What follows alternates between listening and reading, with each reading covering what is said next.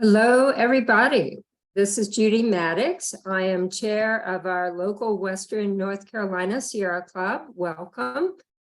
We have programs or postings on Facebook, on Meetup, and our website, which is wncSierraclub.org. We have emails that go out every second Saturday, action alerts, and also insights into our programs and some of the community programs. So welcome. Please like us every way that you can like us. We love that.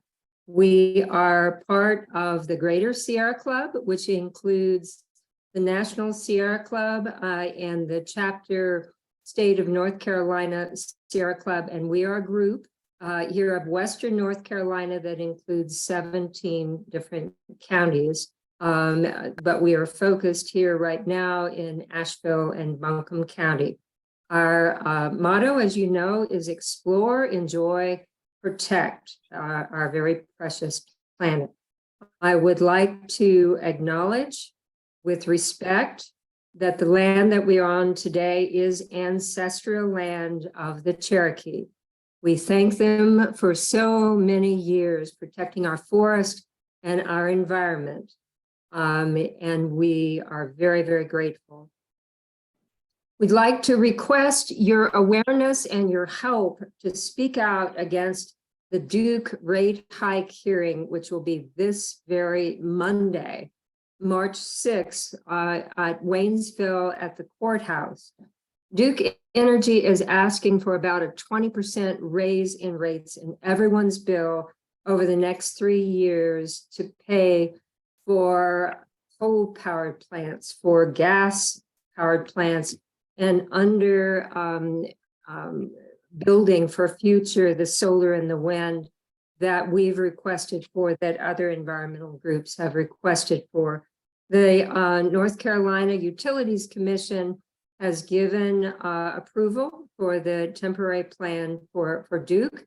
Duke is asking for a $623.5 million rate increase over the next 3 years. Please go to our website for information and talking points. But please, please, if you can, go Monday, 7 p.m. to Waynesville, the Haywood County Courthouse, 285 North Main Street, and speak out. If you need to write a comment and can't go in person, please, the email is on our website, and I'm going to give it to you in just a minute. And it is docket number E2 sub 1300s, and it's written to the North Carolina Utilities Commission. And some of the talking points that you would want to say just briefly: introduce yourself as a North Carolinian, a Duke Energy Progress ratepayer. Not that your Sierra Club is representative. We have a standing in the court cases. Please ask them to not take care of Duke stockholders that many of our residents afford 20%. Can I ask people to please mute as they come in? Please also say that coal plants are too expensive, yet Duke maintains them, and the gas plants. These are outdated, and as you know, a lot of them shut down at Christmas with lack of water. The other point is just ask Duke to utilize all the federal fundings before they begin asking for rate increases. Next, I want to tell you about our forest plan. The Nanahisga plan was approved by the U.S. Forest Service. We are not happy with it. It is a 30-year management plan for our 1.1 million acres. It's been strongly criticized. It will increase logging. Please go to our website, WNC Sierra Club, for more information. Our program 2 months from now, May 3rd, actually will be in person as well as hybrid Zoom link. We will be in person at University of North Carolina Reuters Center, where the OLLI programs take place in room 102, but you will have a link to be online as well. So May 3rd. Do want to tell you that the bird-friendly community is doing a program called Urban Design with Birds in Mind to advance Asheville's climate resilience. It will be at the Collider, which is 1 Haywood Street, from 1 to 5 in the afternoon, followed by a panel of experts. So, sponsored by our Audubon friends, the Blue Ridge Audubon. There's some new local recycling opportunities, all those films that come with your through the mail, Amazon, whatever the film that stuff is wrapped in. UNCA Sustainability Office has a collection bin at the Reuters Center, at the OLLI Center near room 230. So bring your clean and dry polyethylene, labeled as number 2 or number 4, grocery and produce bags, bubble wrap, Ziplocs, plastic bags, packaging film. So all kinds of plastic. If you have a question for Kirby, you can certainly go to www.kirby, what they will recycle. And also there's the Waste Wizard. Our next online program, which will again be the first Thursday, April 6th, will be Spring Wildflowers in the Southern Appalachians with our own Scott Dean, one of our wildflower wizards. And there will be an advanced registration link on the website by tomorrow. So please advance register and please put all of your questions for tonight in the chat. Do not raise your hand and do not speak out. I want to introduce Phyllis Styles of Bee City, USA, who is founder of Bee City. She, in 2015, was named, get this, the United States Pollinator Advocator of the Year for the United States. And this was designated by the North American Pollinator Protection Agency. So without further ado, I would like to introduce Phyllis and allow her to share her screen. So welcome, Phil. Hi, Judy. Can you hear me? Yes, we can. Okay, you have to unshare your screen before I can share mine. I think I did that, Phil. Is yours not coming up? Okay, it just now popped up. Good. Oh, good. Thank you. Yeah. Okay. Hi, everybody. I'm so happy to be here. It's always an honor to speak to the Sierra Club. Can you see my screen okay? Yes, that's great. Okay, great. Bee City Styles. And Judy, I don't know if you have the ability to mute everybody, but there are still a few people who are not muted, and I can hear them. Thank you, Phyllis. I will do my best to do that. And let's see if I can get rid of your messages on my screen. Oh, I see that as well. Thank you for saying that. And I don't know, let's see what happens if I stop this. Let's see, your screen sharing, stop share. No, I better not undo that, huh? Okay. So I hope that by the end of my talk tonight that you will be just as awestruck as I am by the wonderful world of pollinator ecology, because ever since I got involved in this work, I have continued to learn and grow, and I'm even more amazed than I was back in 2012 when I first launched Bee City USA. Okay, let's see. Okay, I found a way to advance. Judy wanted me to be sure and tell you that on February 9th, I was in the monarch sanctuaries in Mexico, above 10,000 feet, and I was awestruck there as well. This 1976 story on the cover of the National Geographic unleashed a massive new wave of monarch research, as well as ecotourism in the Mexican state of Michoacan, where the 12 monarch sanctuaries are. This graph shows you the downward trend of the area being covered by the monarchs at their overwintering sanctuaries. And scientists believe that in order to sustain the monarch migration that goes all the way up to Canada and down to Mexico, a 3,000-mile migration, that we need to have at least 6 hectares of monarchs overwintering in Mexico. And you can see that many years we have not had 6 hectares. Oh, I'm sorry, I just stopped sharing. I was trying to get that off my screen. Let's see if I can get back. Here we go. Okay. In 2007 is when the concern about pollinators really took off in earnest because of the European honeybees colony collapse disorder, this mysterious thing that was happening to the honeybees, and it got the attention of the whole world. These were some of the headlines. That led to convening about 100 scientists around the world to study the problem of what was going on with pollinators, not just honeybees.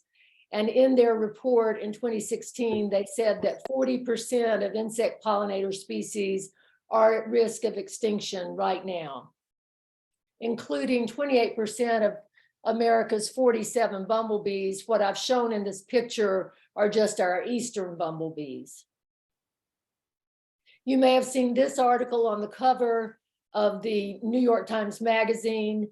It said, the insect apocalypse is here, and they asked the question, what does it mean for the rest of life on Earth? So what is at stake? Let's try to answer that question. We know that about 90% of wildflowering plant species actually rely on pollinators for reproduction, and most other species, including us, rely on those plants for food and shelter. When the Xerces Society worked with a Whole Foods store in New Jersey to take out all of the produce that relied on pollinators in some fashion, this is what the produce section looked like afterwards. It was devastating.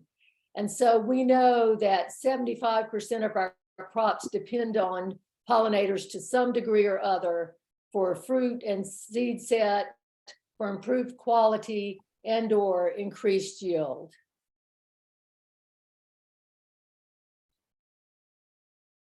Biodiversity is global sustainability insurance. We've all been hearing about the loss of biodiversity, the loss of species. The time we're living in is called the 6th major mass extinction. A group of scientists from around the globe just met in Montreal to talk about this issue. It's pretty scary stuff. But what we know about the pollinators is that the more numerous and diverse species we have give ecosystems a better chance of survival in the face of climate change. So back when we were looking at the issue, myself and some other folks here locally, of the decline of pollinators, it was easy to point the fingers at everybody else: real estate developers, big agriculture, the pesticide industry, lawn care, fossil fuel industry. But in the end, we looked in the mirror and we said, well, what about ourselves? What can we do? We're responsible for this too, but we are empowered to do something about it. So in 2012, we launched Bee City USA from Asheville, and the City Council of Asheville adopted the very first resolution in the nation. It outlined the commitments they were making in order to conserve pollinators right here locally. Our mission is galvanizing communities to sustain pollinators by increasing the abundance of native plants, providing nest sites, and reducing the use of pesticides. And in 2017, I'm so happy to say that Asheville Greenworks agreed to manage our local Bee City USA program on behalf of the city of Asheville. Our mantra was and has always been, never doubt that a small group of thoughtful, committed citizens can change the world. Indeed, it's the only thing that ever has. And can you believe how gorgeous that green metallic sweat bee is? They're so small, we don't notice them, but they're like little pieces of jewelry. In 2018, the program had gotten so big that I approached the Xerces Society in Portland, Oregon, and asked if they would consider taking over Bee City USA, and they agreed to do so, and I could not have been more pleased. They hired me to continue running it, and I did so until they hired my successor. At the end of 2019, I had 3 months to train her, and then I retired at the end of 2019. Xerces has the distinction of being the largest pollinator conservation organization in the world, and Xerces has staff spread out all across the country.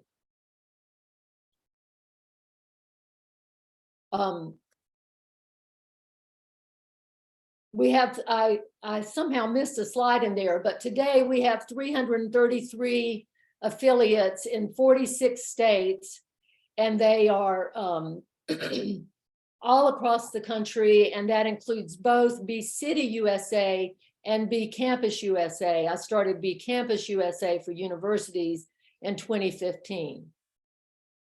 So while humans appeared on the planet about 5 to 7 million years ago, most plant species evolved colorful flowers with nectar about 100 million years ago. Why did they do that?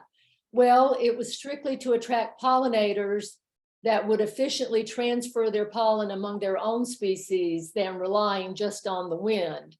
You see a beautiful arrangement of flowers here on a banquet table. And so often we use flowers to mark monumental occasions in our lives, weddings, funerals, celebratory events. But those flowers were not put on this planet on our behalf. They were actually put there to attract pollinators. I want to show you this video of sweat bees pollinating this plant. You can see them grabbing the pollen and packing it on their back legs. And you'll see at least 3 species of sweat bees. And you know how tiny sweat bees are. And so the largest sweat bee in this picture looks huge, like Godzilla, next to the tiny little sweat bees coming across from the right side.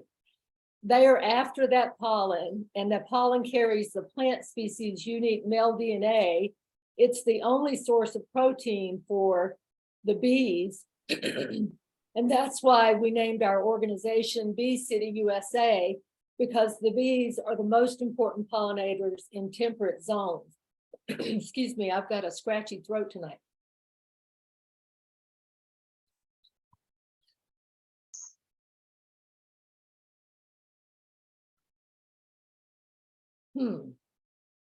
Okay, something's going on with this computer. Let's hope it works out. I want you to meet the pollinators. This is the oldest pollinator, the beetles. There are 400,000 of them known species in the world. The flies are also important pollinators, and I'm not talking about house flies, usually hover flies, flower flies.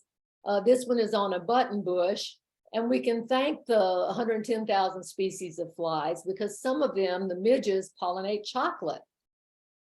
The moths are incredibly important understudied pollinators. They're active at night, so we don't really appreciate all the pollination work that they do, but there's 160,000 species of moths in the world, and the butterflies descended from the moths. There's only 17,500 species of butterflies. They're mostly active in the daytime, and some of them are migratory, as our famous monarch butterflies are. And then the hummingbirds, there's 300 or more hummingbirds in the Western Hemisphere. So we're very lucky they don't have them in the Eastern Hemisphere. And many of them are famously migratory. And then we have the bats. There's 1,400 species of bats. Here in the east, they're not pollinators, but in the west and more desert regions and in the tropics, they're extremely important pollinators. And many of them also migrate. This bat that you see here is not yellow. This bat simply took the plunge into a flower and got covered in pollen. And lastly, the bees, 20,000 species of bees in the world, but only 7 of them make honey. So the rest of the bees are very, very different than the honeybees. So let's talk about pollination ecology. There are thousands of species of pollinators that are in, on, and under our shrubs, trees, and wildflowers, vines, and grasses year-round in various phases of their life cycles or in their migration. If you look at the butterfly and moth life cycle as an example, they start as an egg, that egg hatches, it becomes a larva or a caterpillar, same thing. And then it develops into a chrysalis where it pupates, and then it becomes an adult butterfly or a caterpillar. If we look at the specific example of a pipevine swallowtail butterfly, it's a good illustration of how plants and pollinators have co-adapted in so many ways over all these millions of years. And so, as in many cases with plants and pollinators, they share the same name because they're so closely associated. The pipevine swallowtail mostly lays its eggs on pipevine, and you can see there all the stages of its life cycle. It starts off as a red egg. It develops into a caterpillar. It goes through its instars as a caterpillar, and then it becomes a chrysalis, and that chrysalis is carefully disguised as a leaf. They're really beautiful chrysalises, but it's trying to hide from predators, so that's how it's adapted to protect itself from predators. And then it becomes the beautiful pipevine swallowtail butterfly as an adult. If you look at its underwings, its ventral wings, you can see how different that butterfly looks from the bottom. And that happens a lot of times with butterflies, and we think that that's probably some kind of adaptation that also protects it from predators. When it grows up on that pipevine, it ingests the toxins in the pipevine plant that you see there with its flowers up in the right-hand corner. And not many creatures can eat the pipevine. That's how it's learned to protect itself over all these millions of years. But the butterfly has evolved with the right chemical mechanisms to protect itself from the toxins. And then in turn, those toxins will protect it for the rest of its life. And get this, there are 6 other butterflies that look a lot like pipevine swallowtails. They're mimics, so that they can fool the predators into thinking that they carry that toxin as well. The red-spotted purple, the spicebush swallowtail, and then the female forms of the black swallowtail and the tiger swallowtail in its dark form, and the Missouri woodland and the Diana all benefit from the predators thinking that they are either poisonous or they taste bad. And just a little personal story, when we grew pipevine in our backyards on a trellis, I saw the little itty bitty red caterpillars on it, and they were all on the same leaf. And I thought, guys, come on, you're going to need more food than that. So I spread them around on the plant. And before I knew it, I came back and checked on them, and they were all back together again. So I looked it up on the internet and found out that that's what they do when they're really, really small. They kind of travel in herds. And so that must be another survival mechanism on their part. As far as who pollinates the pipevine, the otherwise known as Dutchman's pipevine, it's flies, because they like that putrid smell that pipevine flower nectar puts out.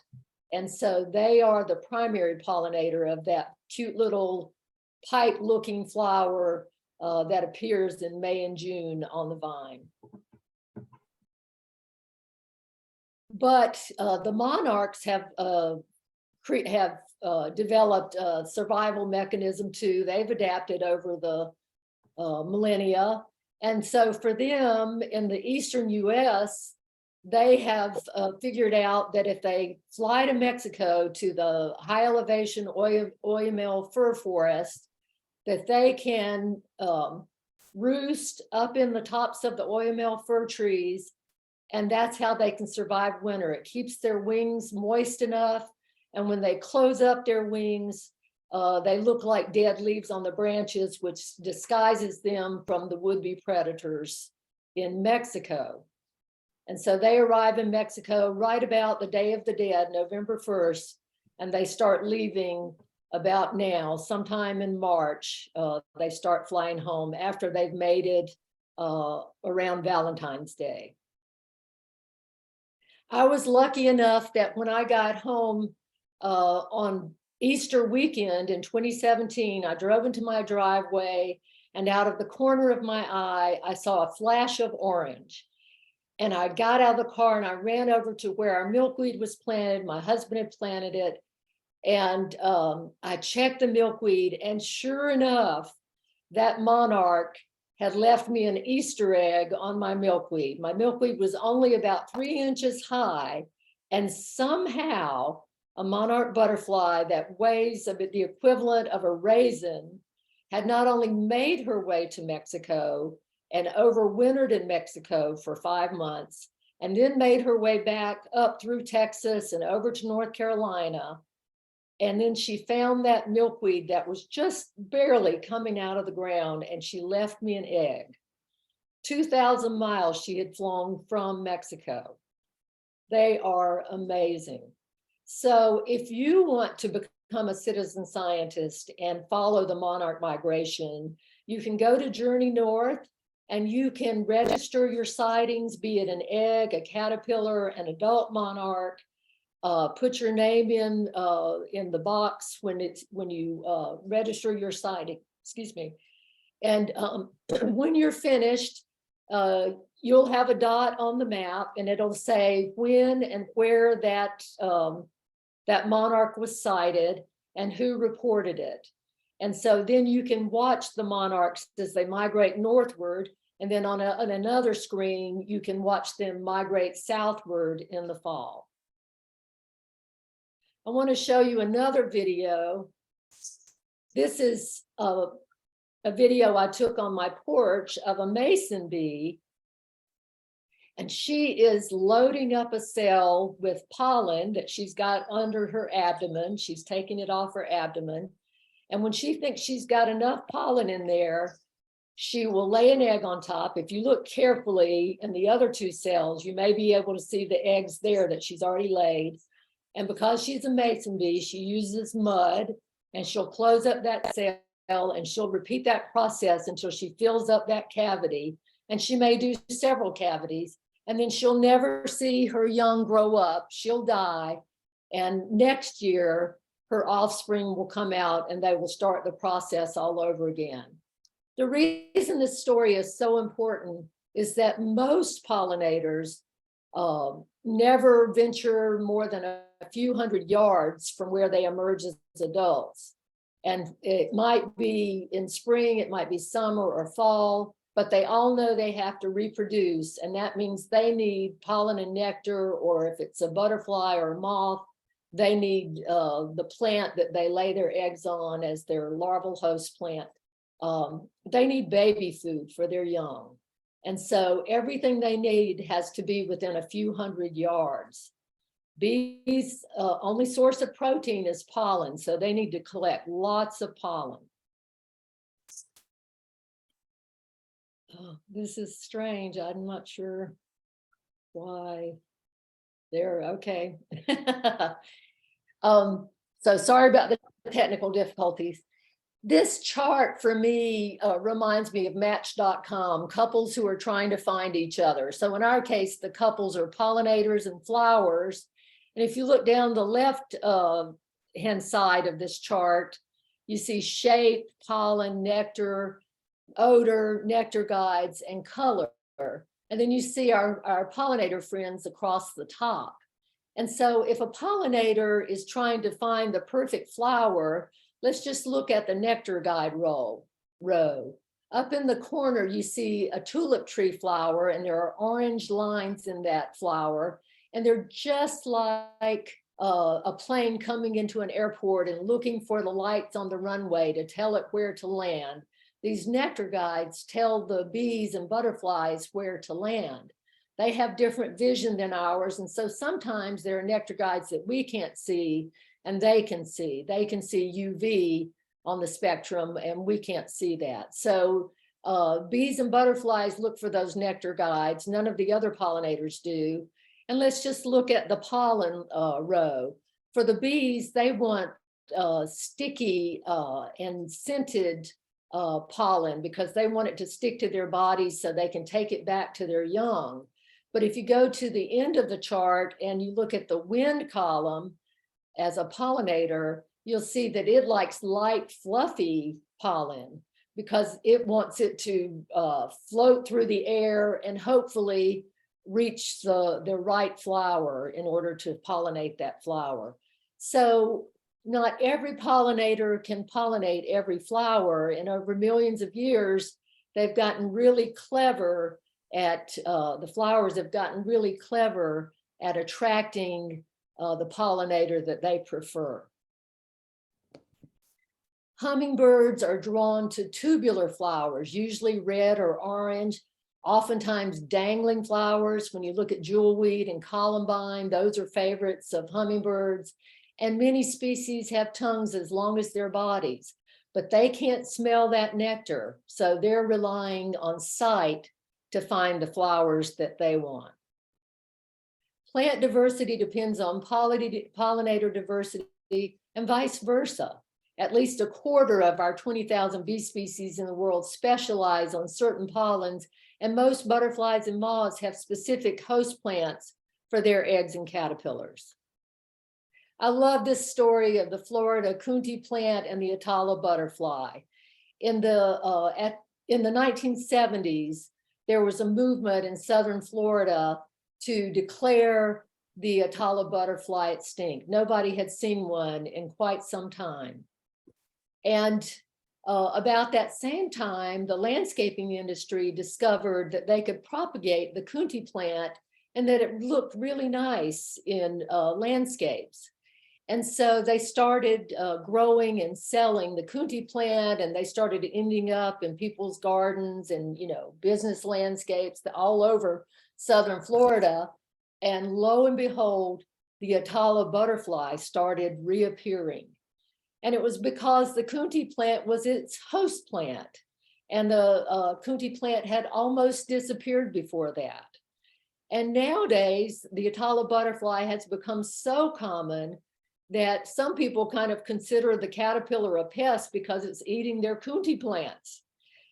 But it was a comeback story that happened accidentally. The landscaping industry saved the Atala butterfly accidentally.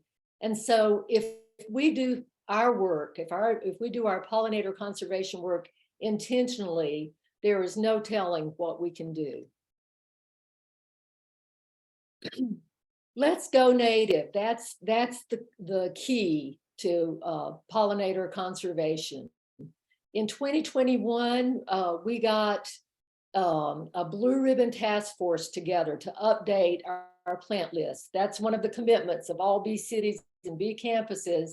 They have to produce a locally native plant list, and it should include suppliers for those plants that are very conscious of their pesticide practices, their pest management practices. And so we had a stellar group of folks update our plant list, and today it has 282 species that include 150 wildflowers, 60 shrubs, 42 trees, 21 bunch grasses, and 9 vines, and they are all native to Western North Carolina. Here's just one page from that recommended species list, just to give you an idea. We have the scientific name column, and every plant is linked to more resources. The common name, and plants have lots of common names, so we had to choose the most common name. and when they flower, the value to the pollinators, and then which local supplier carries them. And we color coded them so that evergreens are coded in green and ground covers are color coded in kind of an orangey color.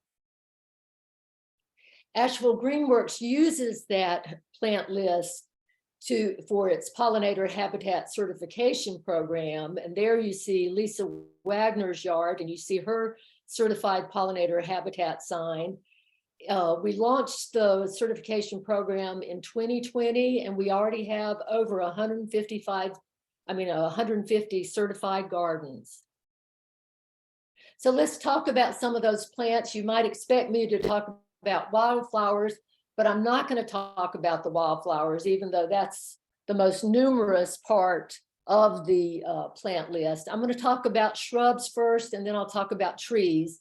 Here are the spring blooming shrubs, and I'm trying to drive the point home that we need to think seasonally when we're thinking about planting for pollinators. Just a few examples. Here's dog hobble. All hikers know dog hobble really well.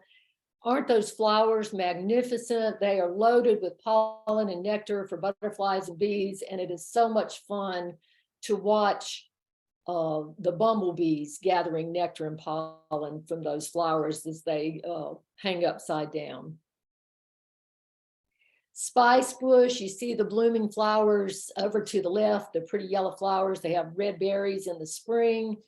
And then the hilarious spice bush swallowtail caterpillar, pretending to have big old giant eyes to scare predators away. And then he's got those osmeteria that he pulls out when he wants to scare somebody. And you can see different forms of the caterpillar there. Wonderful bush to have in your yard. We are really famous for our flame azaleas. They're spectacular. And I would love it if somebody would ask me in the Q&A about the story that our George Ellison, who passed away recently, a wonderful nature writer here locally, the story he told about the yellow swallowtail, the tiger swallowtail butterfly being the primary pollinator of flame azaleas in the spring. Our summer blooming shrubs are listed here, lots to choose among, and we'll just highlight a couple. Button bush is wonderful. Look at that Gulf fritillary. If you look carefully, you can see her proboscis reaching down into that button bush flower to get to the nectar. But button bush is beloved. On June 7th, executed his son Paul and his wife Mel. Could somebody turn off their microphone, mute themselves? The button bush is beloved by bees, butterflies, and hummingbirds, and it hosts 19 moths and butterfly caterpillars.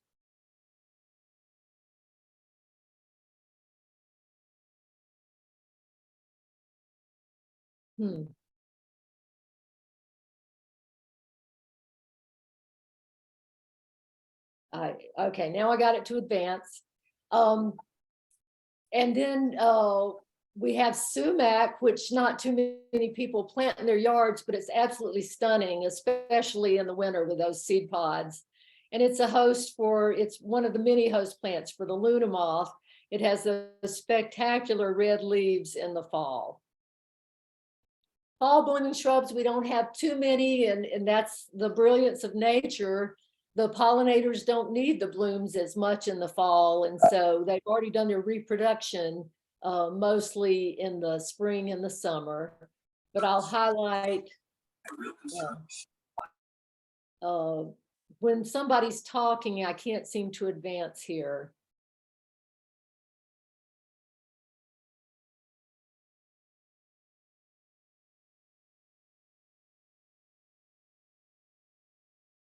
Okay, there's the Virginia sweet spire, and it's a great nectar source for fall butterflies.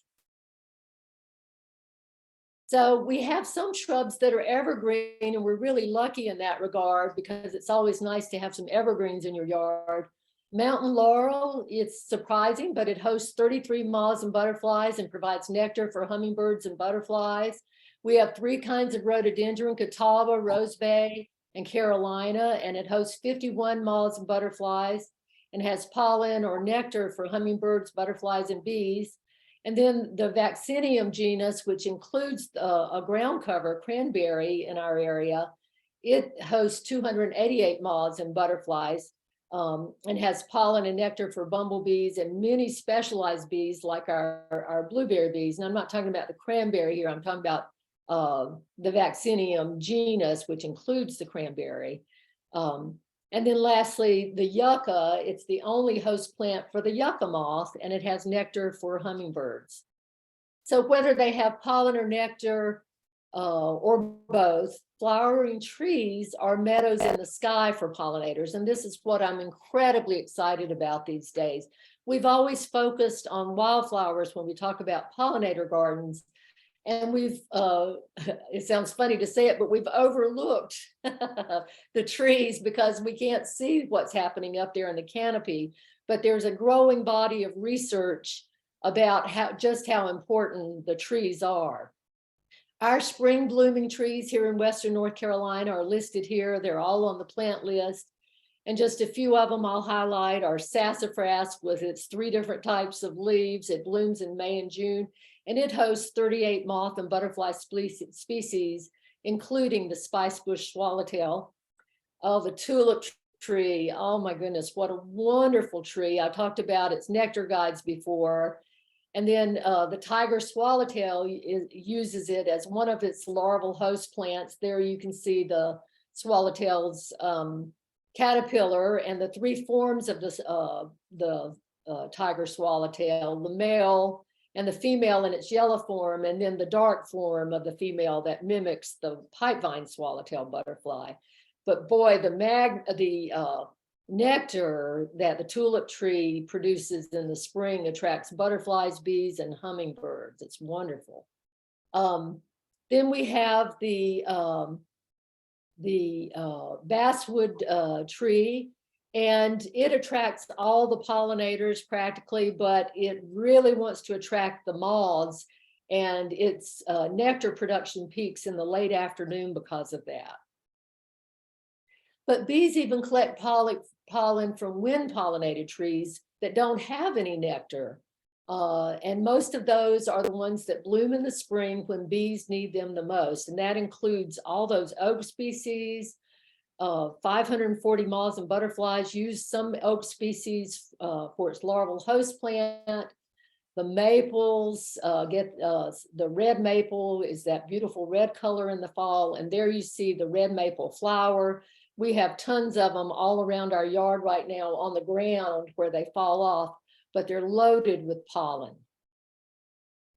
And then I wanted to talk about the camouflage that you see here on this beautiful red bud that's loaded with nectar and pollen. I wouldn't have believed it, but a little boy pointed out to me that there was a caterpillar on the red bud leaf. And I thought it was just part of the leaf that had been eaten and turned brown. And I finally touched it and realized it really was a caterpillar. It was so well camouflaged. That's a morning glory prominent moth caterpillar, another adaptation in nature that we see. And then I want to talk about leafcutter bees that line their nest with fresh leaves. Unlike the mason bees that use masonry, they kind of wallpaper each little nursery cell for their babies with these leaves by cutting disc out of the outer edges of the leaves, usually red buds or maple leaves. And they carry their pollen underneath their abdomens like the mason bees. Very few bees do that. Most bees pack the pollen on their legs, but mason bees and leafcutter bees are so interesting that way. Pawpaw trees are beloved in our country. You can see the fruit there down in the left-hand corner. There's the flower, and it's another one that's usually pollinated by flies and beetles. It has a really horrible rotting flesh smell that they just love. And it hosts the incredible zebra swallowtail butterfly caterpillar. We have a few summer blooming trees that are native to Western North Carolina. Most famously, the sourwood tree that's beloved by beekeepers because of our sourwood honey. But native bees, beetles, wasp flies, and butterflies also love its nectar. And it hosts 14 moth caterpillars, and it gets those beautiful red leaves in the fall. We have some evergreen trees. We absolutely love our American holly. It hosts 39, moths and butterflies, and its tiny little white flower supplies pollen and nectar to a variety of bees and beetles, wasp flies, and butterflies. And the bonus is its berries in January and February attract just droves of robins and sometimes cedar waxwings. It's really, really fun to watch in the winter. The eastern red cedar, another local native, hosts 42 moths and butterflies, the eastern white pine 97, and it also supplies pollen to bees. And the eastern hemlock hosts 63 moths. So it's an important larval host plant. Doug Tallamy famously brought to our attention how important all these trees are for caterpillars. And the oak species alone supports 534 different kinds of moth and butterfly caterpillars.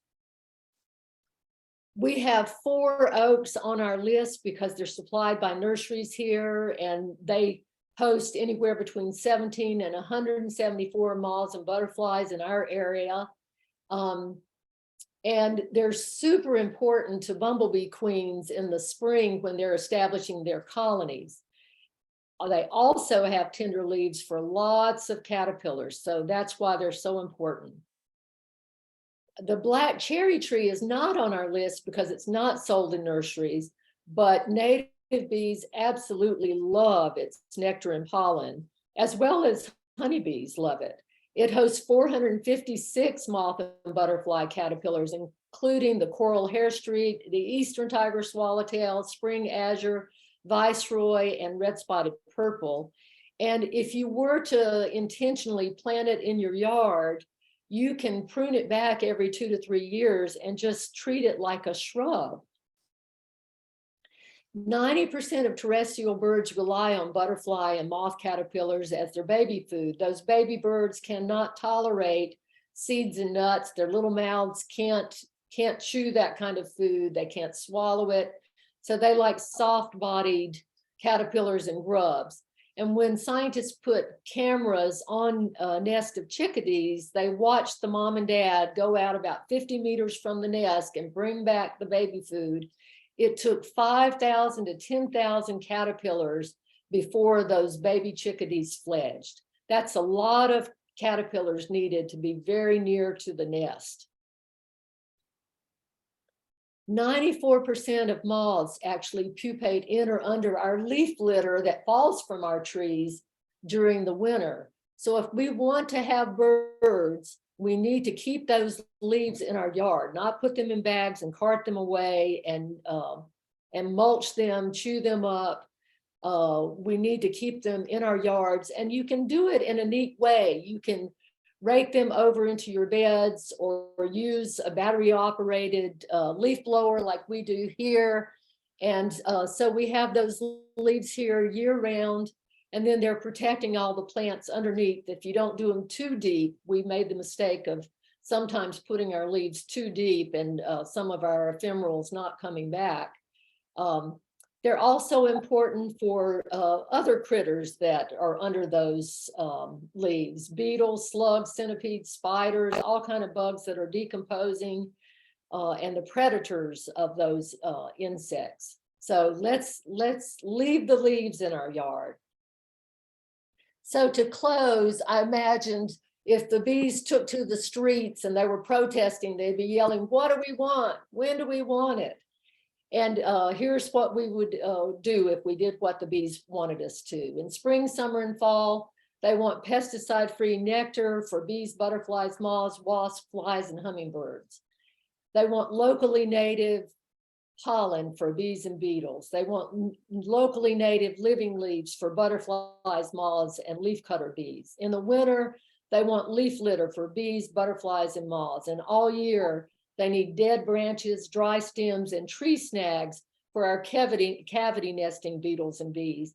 And they need undisturbed areas for our ground nesters, because 70% of bees are ground nesters. So since many pollinators are generalists that feed on a wide variety of flowers, but at least a quarter of our 20,000 bee species in the world specialize on certain pollens, should you support the specialist or the generalist, like the honeybees? Sam Droege, who's a specialist bee expert, says if you plant for the specialist, you'll do both. You'll satisfy the generalist, but you'll also support the specialist. If you're worried about stings when we're talking about bees, as many people are, it's important to know that almost all bee species, except the honey and bumblebees, are solitary. They're not social like honey and bumblebees, so they don't have a colony to defend by stinging, so they won't harm humans. And the male bees don't have stingers anyway. As far as resources go to Asheville Greenworks. You'll find all kinds of resources there. The plant list can be downloaded. You can learn all about certifying your pollinator habitat. You can find upcoming events there. If you go to the Bee City Asheville Facebook page, we try to keep you up to date on anything around the area that has to do with pollinators. And the North Carolina Extension Gardener Plant Toolbox is a wonderful resource for all things North Carolina plants. BeeCityUSA.org and Xerces.org have tons of resources. And if you want to contact me, my email address is beesneedflowers@gmail.com.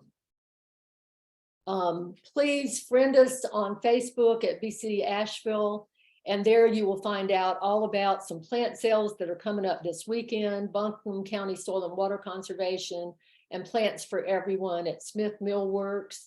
Other events that are coming up, and we're going to be adding to these events, but the ones we know about for sure right now, Doug Tallamy is speaking this weekend, Saturday, at Gardening for Life. If you just Google Gardening for Life, you can learn all about how to access his talk via live stream, because the event's already sold out, unfortunately. And on May 13th and June 17th, at the North Asheville Tailgate Market, we're going to have a Pollinator Days again. So please bring the kids. We'll have scavenger hunts, and we don't do face painting. We do finger painting with flowers and bees on the knuckles. And on June 3rd, we're having Montford Garden Tour, and my husband and I have our garden on the tour, and we try to make it a very educational experience all about gardening for pollinators. And lastly, on June 4th, the Asheville Honey Festival is happening again, and Greenworks will have a booth there talking all about pollinator conservation. So thank you very much. As I close, I want you to enjoy this hummingbird clearwing moth on blue phlox. Watch her proboscis just so expertly go into those phlox flowers that have deep nectaries. You wouldn't think, but their nectaries are very deep. And so over the 49-second video, you can count her nectaring 37 times. She is such a master at finding that nectar. So thank you again, everybody. This has been a pleasure, and I welcome your question.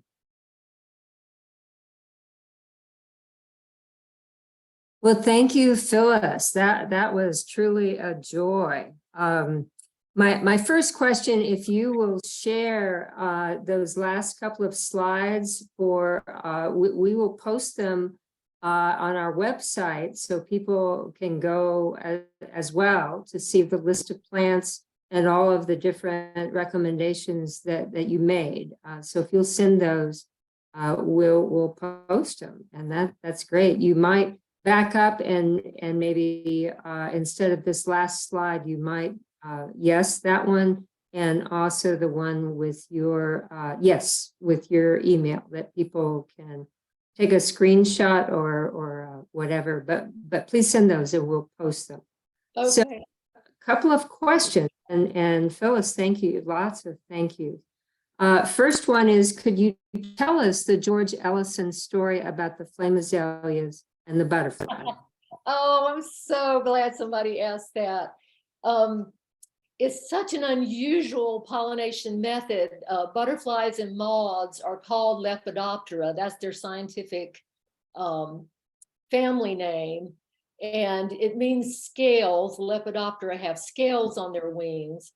And so as the butterfly is nectaring on the flame azalea, it's flapping its wings to stay in place as it nectars.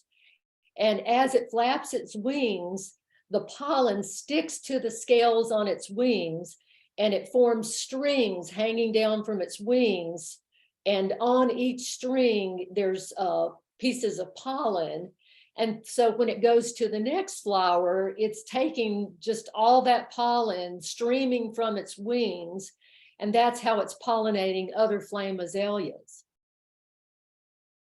That's beautiful and wonderful. Thank you for explaining. Next question, you mentioned the tulip tree as a good pollinating source. Does that also include the tulip poplar, or are they the same? They're the same. They're not a poplar tree at all, but that's one of the common names that people use to refer to them. So yes, they are the same. And pawpaws are relatively scarce in our mountains. They need wet soil to prosper. So there's current work to cultivate the pawpaw for its fruit. And hopefully that will help with the pollination for future. How long do you recommend to leave the leaves on the ground? We just leave ours forever, because what you're trying to do is mimic nature. And so, you know, we've been trained that if you're a good gardener, that if you're a good neighbor, you cut your grass regularly, you trim all your plants back, you mow your leaves and crunch them up so that they'll break down and be absorbed into the soil sooner. Every bit of that is counter to what's good for the pollinators and what's good for insects generally, what's good for wildlife generally. And so what we were trying to do by starting Bee City USA was to encourage people to shift their paradigms on landscaping. And so we're kind of having to relearn how we're supposed to be good neighbors that take care of our yards. And, you know, we don't want to just have our yards grow up in weeds. We're not suggesting that, but by creating more flower beds and reducing lawn, you open up opportunities to leave your leaves in the beds or in the wild areas. And then what you can do is either you can mow a pathway through your natural areas, you can put edges around your flower beds, just go around and edge them, all kinds of things that you can do to make them look neat and cared for, even though you are landscaping in a much more natural way. And so even to the extent that when it comes fall and you want to tidy up for the winter, maybe you can top some of those wildflower stems, cut them off more evenly so they look more manicured, but you leave the stems there because there are so many creatures that overwinter in those pithy stems in the pollinator community and otherwise. And so those stems are important, just like those dead tree snags, just like those branches, but you just find corners of your yard where you can pile those things up and keep your yard neat, but still meet the needs of all these creatures that we're trying to support. That's great. We also had a note from Rachel Muir saying that leaving the leaves also protect plants from severe cold spells like we had at Christmas to keep the plants protected and warm a little bit. Thank you, Rachel. That's exactly right. How do we get a recording of this wonderful program? Hopefully it'll be posted in the next few days on our website, which is wncSierraClub.org. And all of our programs for the last 3 years are there. So if you want to go back and refresh your memory, or if you missed some, they're there. So look at past recording programs. Request Phyllis to tell the story about the tiger yellowtail butterfly, please. You asked me that first, the tiger swallowtail butterfly and the flame azalea. That was Oh, it. I gotcha. Okay. Let's see. The zebra swallowtails need the pawpaws, and they're specialists only feeding on the pawpaw foliage. So if there are no pawpaws, does that mean there are no zebras? Yeah, that's pretty much correct. And they may have one other plant species, but I can't recall that off the top of my head right now. But kayakers tell me that they see them all the time because pawpaws like to grow right along the stream banks because they do like that moisture. And so if you go down to the Green River, as we've done, I saw lots of pawpaws down there. I wasn't fortunate enough to see a zebra swallowtail, but if you look in the right places, you will see the pawpaw trees. Well, Phyllis, you have comment after comment of thank you, and wonderful. So you are much loved and much appreciated. So excellent. Well, thank you. It's been a joy. Welcome everybody, please, again to next month. This will be the spring wildflowers in the Southern Appalachia with Scott Dean. Again, it's the first Thursday. Again, it's on Zoom, and we should have that link posted hopefully by tomorrow on our website. So please advance register. I do want to forewarn you that in May, oh my gosh, we're going back in person at University of North Carolina, Asheville at the Reuters Center, room 102, but we will be hybrid. There will be a posted Zoom link. And then in future, starting May, we will be switching to Wednesdays, the first Wednesday. But next month, it will be the first Thursday, April 6th. So please come to see Scott Dean. And Phyllis, if you'll send these wonderful slides for resources in your email, we certainly will post them. And thank you so much. You were great. Thank you. Thank you, Judy. Good night, everybody.